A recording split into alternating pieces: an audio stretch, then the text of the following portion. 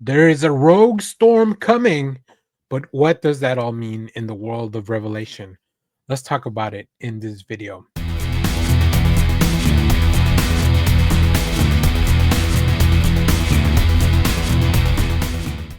Hello, everyone. Dan here from the Next Issue Podcast. On today's video, I'll be doing a review for Rogue Storm #1, a new book from Marvel Comics, part of the X-Men Age of Revelation.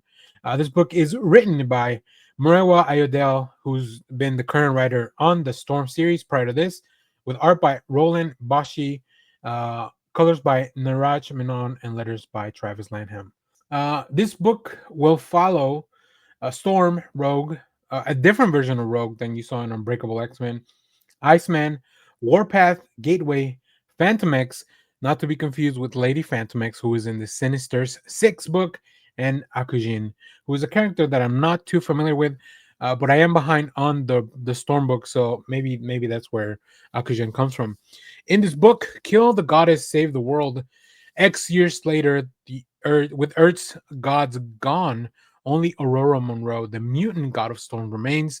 She's a goddess driven mad by dark magic and grief. Now, as Storm threatens to freeze the world into a new ice age, Rogue leads a team of killers and legends. Gateway, Iceman, Phantom X, Spiral, Warpath to the Soul Mission to kill this uncanny X Force and kill Storm. I gotta say, this book was a little bit confusing. First of all, because of the second Rogue of it all. Like if you're just jumping into this book not knowing what's going on, uh, that's really probably the biggest thing. This book definitely feels very grand in scale, right? This is about the gods of Earth, including now Storm. I want to give this book the benefit of the doubt. I don't like the premise of having to kill Storm and what she's been going through. Storm is one of my favorite characters, and I think Marvel's been doing such a good job. So this really feels a little bit out of the norm and very different from what's going on. Maybe we'll come back and once this maybe all wrapped up, maybe the story makes a little bit more sense. I gotta say, Roland Bashi's art is great. Like from drawing these gigantic creatures, this fortress where Storm is kind of being kept and warded off, and then just throwing in all these this X Force that has assembled on a mission to kill Storm.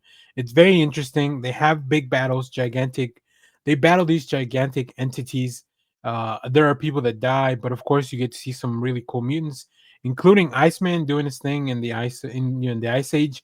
You get to see this new version of Rogue trying to figure out what the heck's going on there, which they hint at a little bit.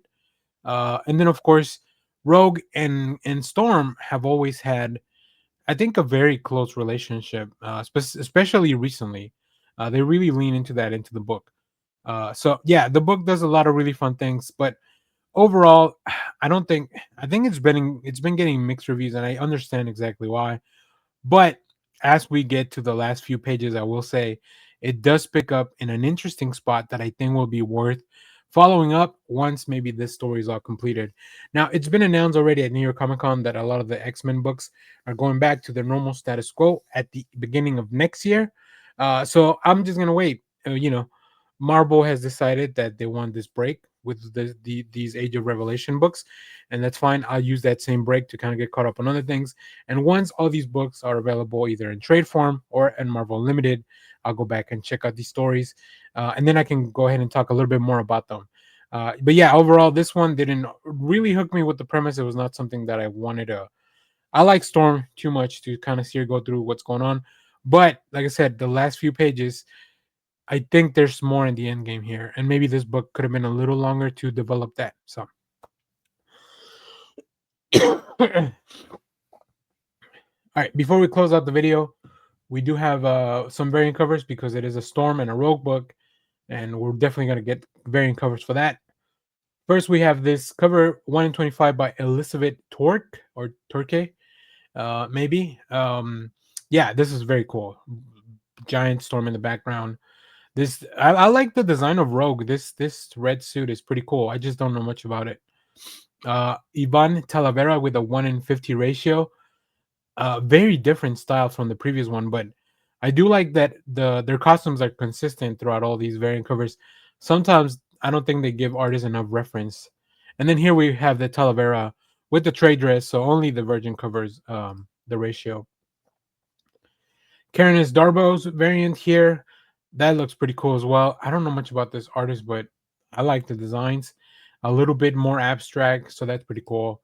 Ricky Jagawa. Once again, Ricky Jagawa's been doing covers for pretty much every single Age of Revelation book. So very cool. And then last but not least, Stefano Caselli, one of the artists that's been working on Storm for a long time now, really. So yeah, great to see that as well. Back to the main cover here. So ultimately, this book, I'm a little mixed on it. I think the art really works in a lot of places, and the story has a hook towards the end.